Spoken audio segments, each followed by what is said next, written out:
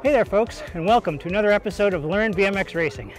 This episode is all about why did I start racing BMX as a novice at the age of 48? What inspired me to become a novice BMX racer at the age of 48? Well, before I answer that, let's take a moment to discuss the real question, okay? You don't really want to know why I started racing at 48. What you're really asking is, isn't 48 too old to be racing BMX bikes? Excellent question. So, let's put that in perspective. Baseball and football were both invented 180 years ago in 1839. Tennis was invented 146 years ago in 1873, and basketball was invented 128 years ago in 1891. Those are very old sports. All the people who invented those sports have been dead for generations. So, comparatively speaking, sports like skateboarding and BMX are still brand new. Skateboarding had the first professional team 56 years ago in 1963, and the first BMX race was 50 years ago in 1969. That means many of the originators of BMX are still alive. Some of the first superstar athletes of BMX are still riding and racing to this day. Compared to a sport like baseball, BMX is still in its infancy. You see, when BMX and skateboarding began, the only people participating in those sports were children. There were no adults on BMX bikes in 1969, only kids. So consequently, society became programmed to perceive those sports as being the exclusive dominion of youth. Since adults didn't race BMX when the sport was invented, people failed to realize kids who started racing in the 70s might still want to keep participating in the sport once they grow up. Now, playing basketball when you're 40 is considered perfectly normal. So why should racing BMX be any different? No one thinks it's weird when a 60-year-old woman is on a tennis court. Why can't a 60-year-old race on a BMX track? So the point I'm trying to make is simply this. Racing BMX as an adult is just as normal and sensible as playing tennis. The difference is, tennis is 146 years old, and BMX is, well, younger than some of the athletes. And heck, I'm younger than BMX itself. In fact, I'm not even in the oldest racing class. USA BMX, the organization which sanctions races across America, categorizes racers into age groups as high as 51 to 55, 56 to 60, and there's even a 61 and over class. Don Gomez of Napa, California, was racing at 64. Kitty Weston Nauer of Iowa is in her 70s. Paul Mounsey, racing BMX in England, is over 70. Tony Rika of New Zealand is racing at 72. And Faris Parsons from Georgia was still racing at the age of 82. So, starting to race BMX at 48 is still pretty darn young, because there are people 30 years my senior racing the track. So, why did I start now? Well, let me begin by saying I am a lifelong action sports participant. Since my childhood, I've been an avid skateboarder, hang glider pilot, motorcyclist, BMX freestyler, equestrian, mountain biker, and snowboarder. So, setting foot on a BMX track is just another step in the ongoing adventure of my life. Now, back when I was in grade school, the origins of my bicycling adventures weren't much different from any other all-American children. I taught myself to ride a bike when I was 5 or 6 years old, and like so many children in the 70s and 80s across this great nation of ours, I spent my formative riding years on a Schwinn Stingray, or in my case, an imitation Schwinn built by Kia. Now, all of my friends and I wanted to race BMX when we were growing up in Ohio, but our families couldn't afford the bikes and the gear and the long drives to the nearest BMX track. So instead, we made do with what we had. We raced in the woods, cleared leaves to make paths that careened into deep gullies, flew through shale creek beds, and learned to do power slides underneath fallen trees.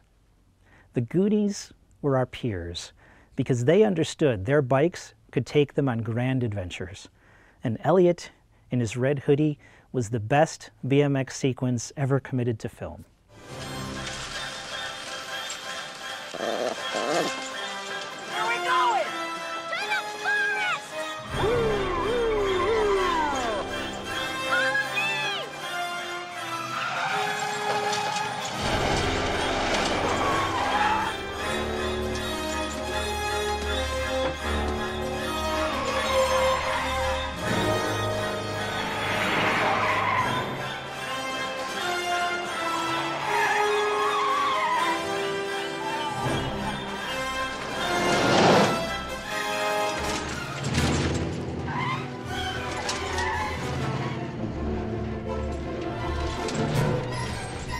Got him at the bottom of the hill.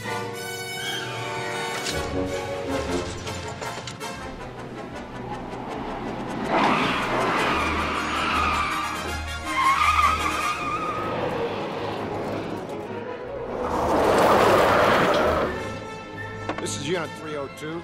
We've cut the kids off at the bottom of the hill. Send backup units. Clear it out.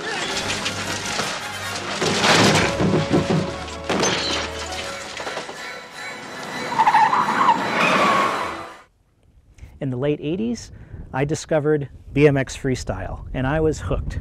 In fact, I started my first job the day before my 16th birthday, just so I could earn the money to buy a 1987 Haro Master. I watched Hal Needham's Rad an embarrassing number of times, and my friends and I could quote every obscure line from every scene. Ooh, gnarly! While other kids my age admired baseball and football players, my school locker was filled with pictures of Eddie Fiola, Martin Aparijo, Dennis McCoy, and Ron Wilkerson. And speaking of 80s BMX movies, in the spring of 2019, I decided to finally digitize my remaining VHS home movies into my computer and get rid of my old cassette tapes. The last video I completed was of a Team Haro BMX freestyle show, which I attended in the summer of 1987. And watching that video and reminiscing about that summer made me want to build a BMX freestyle bike again. So the next thing I know, I'm on the Haro website looking at their vintage BMX freestyle frames, and as I was perusing these cool bicycles, I stumbled into this photo of Olympian Brooke Crane. And the beauty of that image froze me in my tracks. I couldn't stop admiring Brooke's bicycle. I never saw a carbon fiber BMX bike before. It was gorgeous. And suddenly, I fell down the rabbit hole of the internet and found myself watching Brooke Crane videos on YouTube, which led me to checking out Elise Willoughby, which led me to Connor Fields. After learning about the current crop of elite riders, I started discovering the current racing brands of BMX bikes, like Chase, Supercross, and Speedco. So all those 70s and 80s companies like Haro, Redline, GT, Mongoose, they're still out there too. And as I was watching all these racing videos, it suddenly hit me. I love BMX. Since I was 6 years old, I've always owned a 20-inch bicycle and have never gone longer than a few months without commuting on a BMX bike to work or cruising a bike trail in Cleveland or flying down the mountains in Griffith Park. But despite owning, riding, and customizing BMX bikes my entire life, I never raced BMX on a BMX track. Can you believe that? Before the summer of 2019, I never raced BMX on a track, the foundation from which BMX freestyle was born. So I sat there staring at Brooke Crane and her bike thinking, this is what I need to do next. Building another freestyle bike is just living in the past. Building a race bike is building a future. And life is about moving forward. I'm looking to create joyful new memories, not relive past ones. So, that is what inspired me, accidentally discovering Brooke Crane and her race bike. And I will tell you something.